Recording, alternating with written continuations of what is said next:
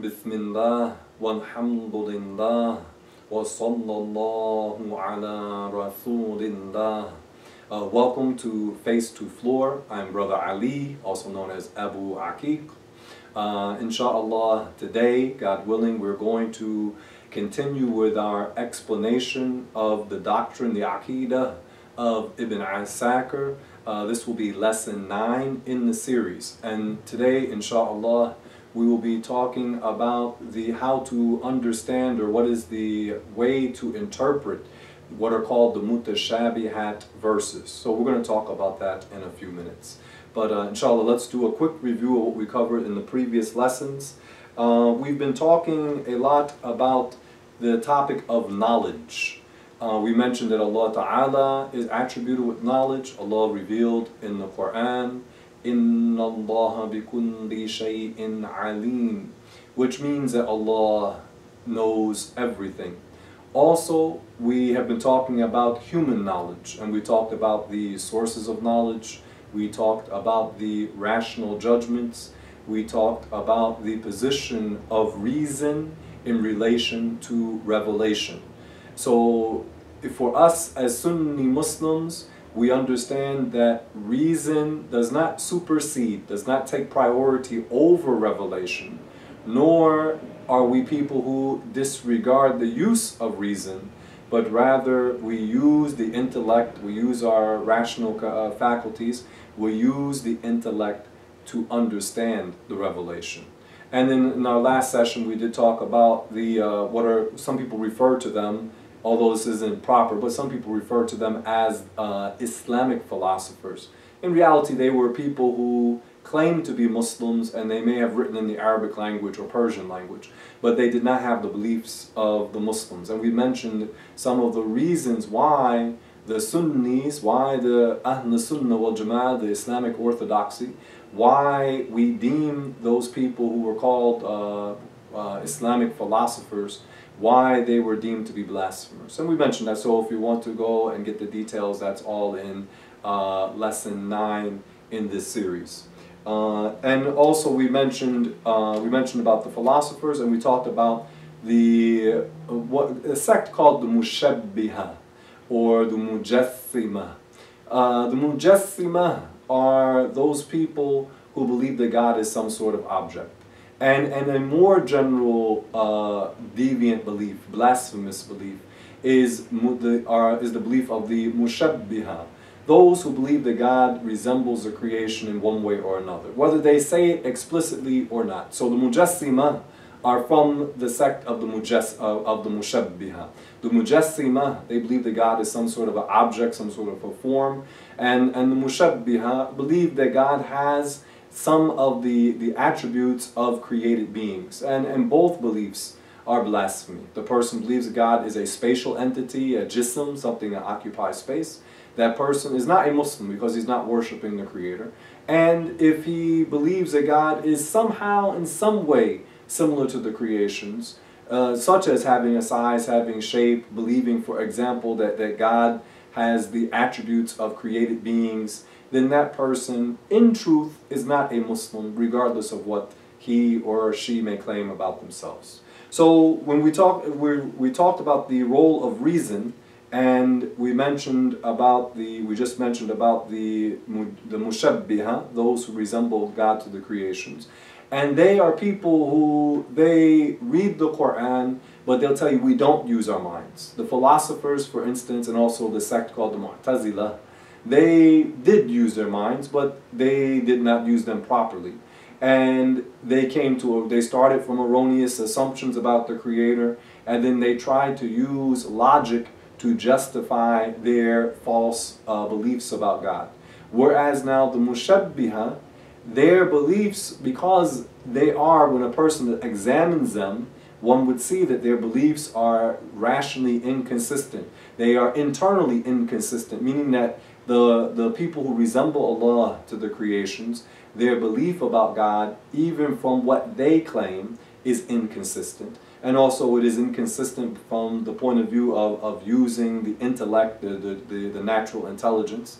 And also such a belief, the belief that God is similar to the creations, it contradicts the Qur'an, it contradicts the sayings of the Prophet sallallahu alaihi wasallam, and it contradicts the sayings of the Muslim scholars.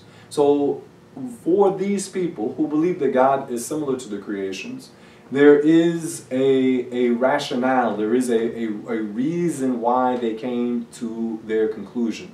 And that is because they misinterpret verses that are called Mutashabihat verses. And if you wish, the Mutashabihat verse or verses are those verses that linguistically, like the words, we're not talking about the actual interpretation, but the words in that verse, they may have multiple meanings. And a person would need to interpret such a verse in a way that does not contradict what are called the muhkam verses. And also when the person is interpreting such a verse, it would not contradict the basics of the Muslim belief.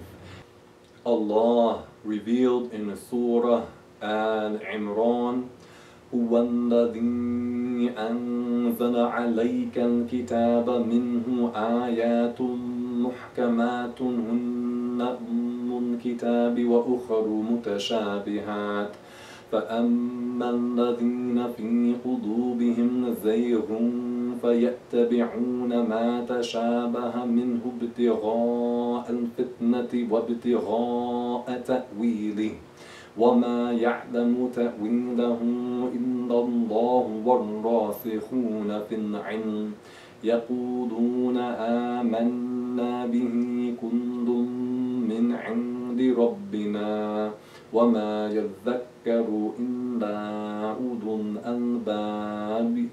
That Allah revealed in this verse in Surah Al-Imran verse 7 that the Qur'an, Allah Ta'ala has revealed the Qur'an, and it contains the verses that are the muhkam verses. These are the what is referred to in the verse as Ummul Kitab, that these are the foundational verses.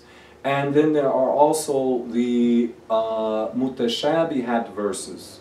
And these verses, as we said, should be understood in relation to the muhkam verses. These are verses the meaning of which is very clear and evident to anyone who truly understands the Arabic language.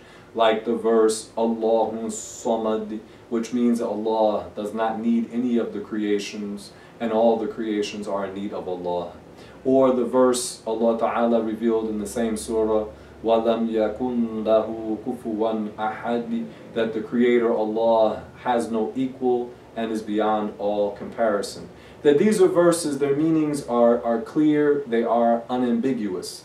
But then there are other verses of the Qur'an that linguistically, if one were to look at the words in those verses, then a person, they may misconstrue those verses, and as a result, they may even end up with a blasphemous belief about the Creator. So in order to understand those verses, the non-literal verses, if you wish, the Mutashabihat verses, to understand them, one has to go to the foundational verses. A person has to understand the foundation of the Muslim belief in the Creator. And as we will review this very briefly. Okay, among the beliefs of the Muslims is to believe that Allah Ta'ala exists without a beginning. Allah revealed Huwal Awwal, which means Allah alone is beginningless.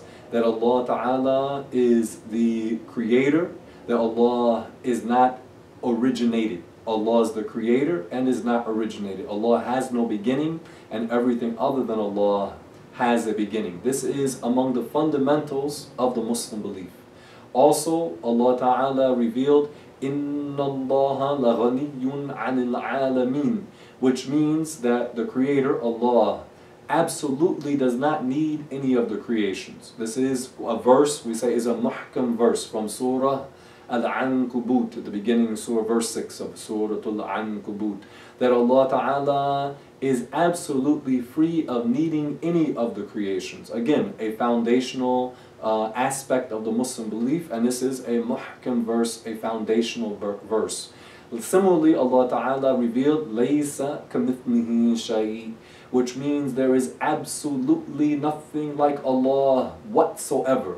That Allah, the Creator, is totally different from all the creations. Again, this is a foundational verse that a person who reads it and they have a sound understanding of the Arabic language, then they would know the proper meaning of the verse. They have a sound understanding of the Arabic language, and as the ayah that we mentioned earlier from Al-Imran, also that they have a sound heart.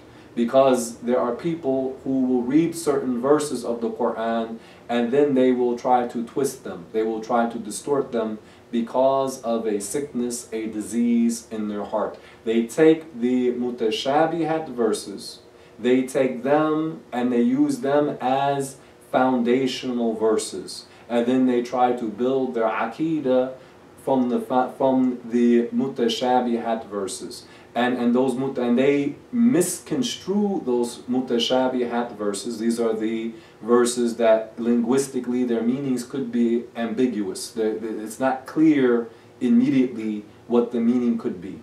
That they misconstrued. Some people with perversity, with sickness, disease, the diseases in their heart, they distort those non-literal verses and they give them meanings that result in attributing to Allah Ta'ala created characteristics. Among those verses, Allah Ta'ala revealed وَجَاءَ رَبُّكَ. This is in Surah Al-Fajr. That some people, they literally understand from this that the Creator Allah Ta'ala moves from one location to another location. And this is a blasphemous belief. Why is this blasphemy? Because Allah Ta'ala is the creator of the creations. And location is not the creator. Location is not the creator. So location must be a creation. Location is a creation. Allah existed before the existence of the creation, which includes location. Allah existed and location did not exist. And after Allah Ta'ala created the location and all the other creations, Allah Ta'ala did not transform and materialize in a location and then go from one location to another location. This is the belief of someone who has a sickness in his heart because his underlying belief, even if he does not state it, his underlying belief is that God is a body, is an object that occupies space. Whereas the Muslim belief is that God, the Creator, exists without occupying space, that the Creator exists and does not have a size, that the Creator exists and does not have dimensions. The Creator, as we mentioned the ayah from Surah Al-Ankabut, the Creator is not indeed, is not dependent upon the creations. Something that occupies space would have a size, it would have dimensions, and it would be dependent upon the space which it occupies. The Prophet Muhammad told us, sallallahu alaihi wasallam, that the Creator was and there was nothing else. Meaning before the genesis of creation, before the beginning of creation, Allah existed and there was nothing else. No darkness, no light, no distance, no direction, no time, and no place. So Allah Ta'ala, the Creator, who created the creations, who originated the creations and sustains the creations, is not dependent upon the creations, and that includes space. Similarly, there's a verse in Surah Al-Qalam. Allah Ta'ala revealed, يَوْمَ يُكْشَفُ عَنْ ثَاقٍ. Now, some people, again, because they take the Mutashabihat verses, they take them as their foundational verses, because what is the foundation of their doctrine? The foundation of their doctrine is that God, the Creator, is somehow, somewhat similar to the creations. This is even if they don't say that, typically they will deny this. But the reality is that they believe that the Creator is somehow similar to the creations. So when they read that verse, they think that on the Day of Judgment, that the Creator will uncover something, and then as a result, his tibia, his shin, will be shown. And this is clearly this is blasphemy. This is blasphemy. The phrase in Arabic, kashafa, the uncovering, an saq, of the saq, literal phrase, the uncovering of the shin. This is literally, this is the literal meaning. This is an idiomatic phrase. This is a non-literal phrase, a figure of speech. It is similar to, in English you say roll up, similar, not the same, but similar. In English you say roll up your sleeves, meaning it's time to get to work.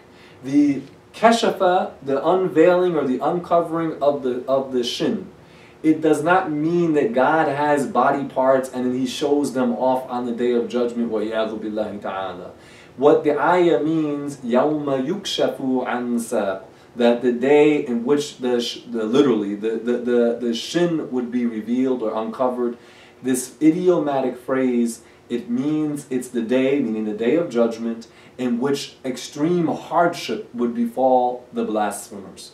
Because the showing of the shin in traditional Arabic culture, when it was time for battle, the men would roll up the pant legs. So then, because they're going to fight, they don't want to trip over their pant legs. They roll up their pant legs, so then their shin would be shown, just like we said, roll up your sleeves. So the shin would be shown. So it doesn't mean that God has a shin and that Allah Ta'ala shows off his shin on the Day of Judgment, but rather that the showing of the shin, the literal phrase showing of the shin, means it's a time of severe difficulty, it's a time of hardship. So even in the Hans Weher Arabic English dictionary, under the word saq, it mentions this phrase, kashafa an saq, and it mentions that it refers to hardship. It's an idiomatic usage. But we said earlier that the resemblers, in particular in this era, the main group of resemblers who claim to be Muslims, who claim to be Sunni Muslims, is the sect called the Wahhabis, or they call themselves the Salafis, so-called Salafis. That this sect, they have spread a lot of literature. Inshallah, we're going to go into some detail, and as we said, there's also the lecture we did on the Wahhabi, exposing the Wahhabi movement. So we already did talk about that, the menace of the Wahhabis.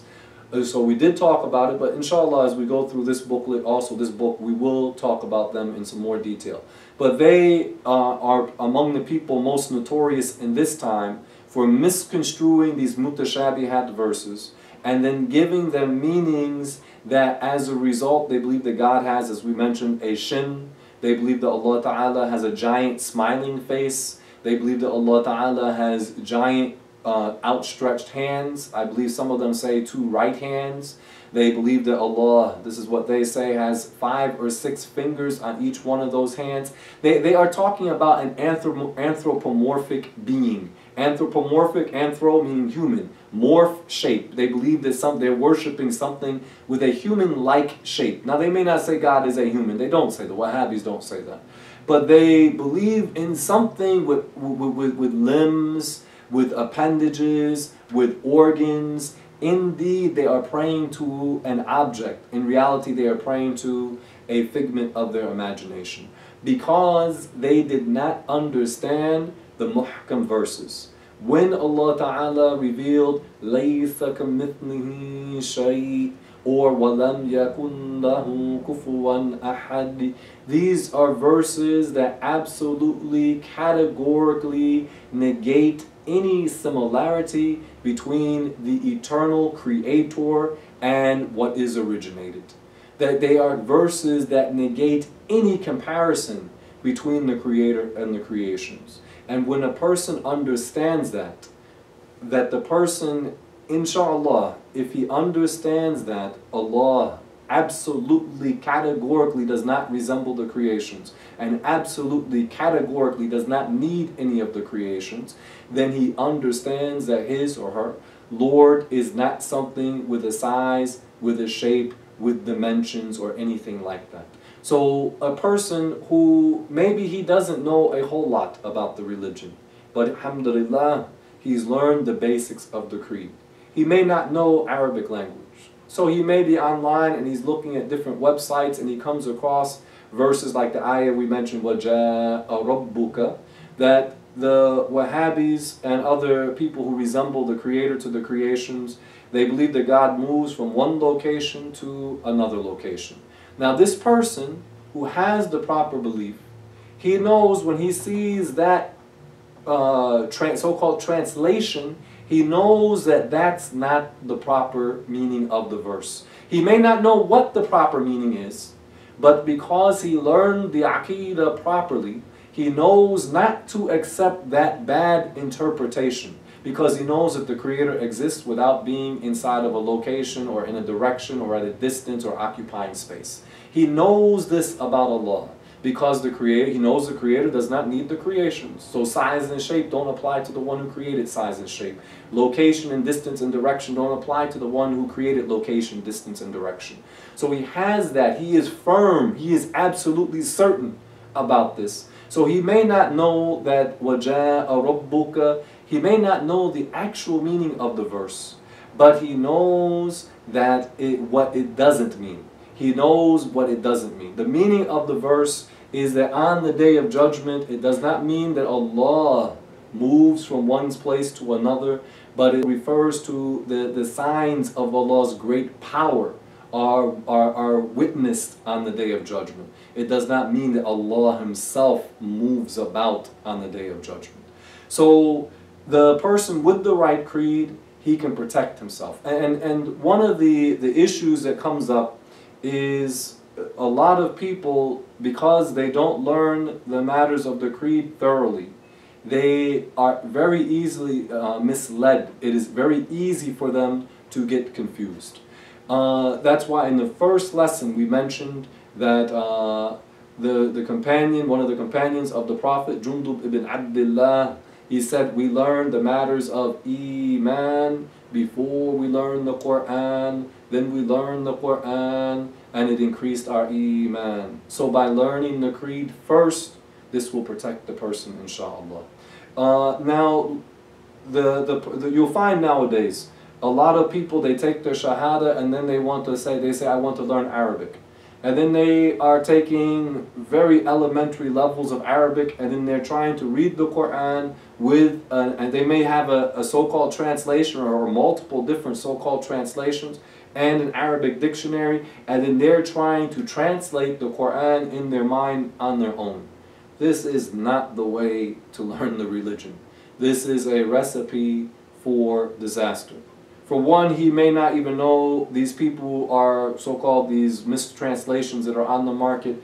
He may not know, like, what's the methodology of this person. He may be reading a Yusuf Ali and he may be reading a Muhsin Khan. Yusuf Ali was a modernist, apologist type person, meaning what's in the content of that book.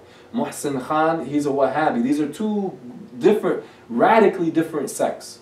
But this person who's trying to figure things out, he won't know who's who. He won't be able to discern. And that is one of the great benefits of acquiring the knowledge, is that person who acquires the knowledge, he becomes a person of discrimination. And in Islam, discrimination isn't bad, meaning he's a person of discernment. He can tell the difference between what is legitimate and what is not legitimate. So without the knowledge, he won't be able to discern. The Prophet ﷺ said, طَلُبُ الْعِلْمِ فَرِيضَةٌ عَلَى كُلِّ مُسْلِمٍ, that seeking the knowledge, pursuing the knowledge, is incumbent, mandatory upon every Muslim. And the explanation of this is that there is a body of knowledge that is personally, there's an obligation upon each individual. This is the obligatory knowledge. It is incumbent, mandatory upon each accountable Muslim to acquire. So without that knowledge, the person will not be able to distinguish, to discern. So let's mention a couple of more points, inshallah, before we close. We said that these verses, like let's say the Mutashabihat verses, these are the verses that one should not take the meaning that might first initially come to mind. One should not interpret those verses by the meaning that might initially come to mind. The scholars, how did they approach this? there were two general methods for giving explanation to the Mutashabihat verses.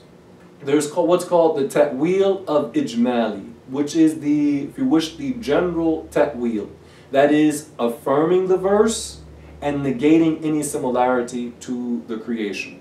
So for example, when the verse, for example, وَجَاءَ رَبُّكَ, the method of the ta'wil ijmali would be to affirm that this verse is part of the Qur'an, and to be clear that Allah Ta'ala is not similar to the creations and would not be attributed with the characteristics of creation, such as movement or stillness, because a body is either going to be in one condition or the other.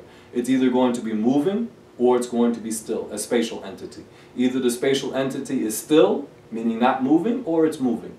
Allah Ta'ala is not a spatial entity, so motion and stillness don't apply to Allah.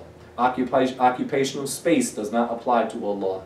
Change of location does not apply to Allah, because the creator of location is not in a location. So the general ta'wil, the general interpretation would be to affirm and negate. Affirm the verse and negate it, meaning negate any similarity. Affirm the verse and negate that Allah has any similarity to the creations. So that's one method. And then there is the ta'wil tafsili, which is giving a detailed, a specific interpretation of the verse. So for example, وَجَاءَ رَبُّكَ, as Imam Ahmad ibn Hanbal said, that this verse is not to be taken literally, but on the Day of Judgment, the indications of Allah's power will be seen.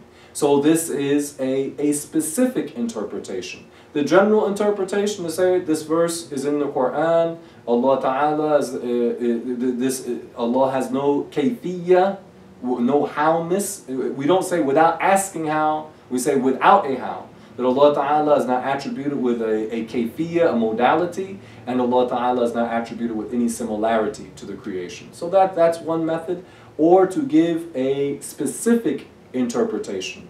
And this is the way usually that the later scholars used. The earlier scholars used, in general, the ta'wil of ijmali, but not always, but in general they did. Imam Ahmad was from the earlier, what's called the Salaf, the real Salaf, not talking about Salafi, but the Salaf scholars, the early generations. And on occasion, those scholars gave a specific ta'wil, but in general they gave the ta'wil ijmali, the general ta'wil. And in the later scholars, because there was a lot of confusion amongst people about these verses, the later scholars, they tended to give the ta'wil tafsili, and they interpreted those verses in compliance with the Arabic language, in compliance with the muhkam verses, and in compliance with the proper belief in Allah. And in this case, the belief that Allah Ta'ala is one, that Allah is not made up of parts or pieces, that Allah Ta'ala is one, and that Allah is unique without a similarity, and that Allah Ta'ala is free of any need of creation. So they interpreted those verses, so they weren't just making up like a fantasy, they weren't just giving these make-believe interpretations. They were interpretations that comply with the Arabic language, that comply with the muhkam verses, that comply with the proper belief in Allah subhanahu wa ta'ala. And this method was applied more frequently in the later generations, because of there was a lot of, as the ayah mentions, fitna. There were a lot of seditions resulting from those people who were taking advantage of Muslims who may not be that strong in the creed, and they were spreading bad beliefs about Allah. And again, you find that today with the so-called Salafi movement. As we said, the Sunnis, we refer to them as the Wahhabis. So in summary, Allah Ta'ala has revealed the Qur'an. It has muhkam verses, the meanings are immediately understood by someone who really knows the Arabic language. And then there are the Mutashabihat verses. They are verses that linguistically they could carry more than one meaning, but the person would need to understand them so that they comply with the muhkam verses. And let's mention one quick point. We mentioned the verse that Allah Ta'ala absolutely does not need any of the creations. So that's a foundational verse. So when a person understands that, and then the person may read, as we said, the verse that literally would say, if a person took it literally, that God moves from one location to another. Well, if one were to take both of those verses literally, it would lead to a contradiction. I am a body, I am an object, my hand is part of me, it can move from one location to another. It occupies space, it occupies this location now, and it occupies this location at this time. So this is something is attributed with motion, it has dimensions, it requires size. So if a person truly understands the meaning that God, Allah, does not resemble the creations categorically, absolutely, Allah Ta'ala is different from all creation, then he would know, he would understand, or she, that Allah Ta'ala is not attributed with the occupation of space, or the motion, or motion, or stillness, or the movement from one location to another location. So the person would see, well, this is if he really understands Allah does not resemble the creations, then he would see the contradiction. But for the so-called Salafis, they don't see a contradiction, because their underlying belief is that God, Allah Ta'ala, is something with size, shape, dimensions. And therefore they don't have a problem attributing, like we said, a smiling face, fingers, a tibia, one tibia, 2 feet. They don't see any problem with this. And at the same time they may say, Laysa kamithlihi shay, because really their belief is in tajseem, the belief that God is an object. Whereas the Muslim belief is in tanzih, that Allah absolutely, categorically does not need, and absolutely and categorically does not resemble the creations. The one who understands that, and he dies on that, believing in Allah properly and in believing in the prophets as a Muslim, he believes in the prophets properly, he dies as a Muslim, then this person, he or she, will be a winner without a doubt in the afterlife. May Allah Ta'ala grant us that and grant us states of piety. Walhamdulillah wa sallallahu ala rasulillah.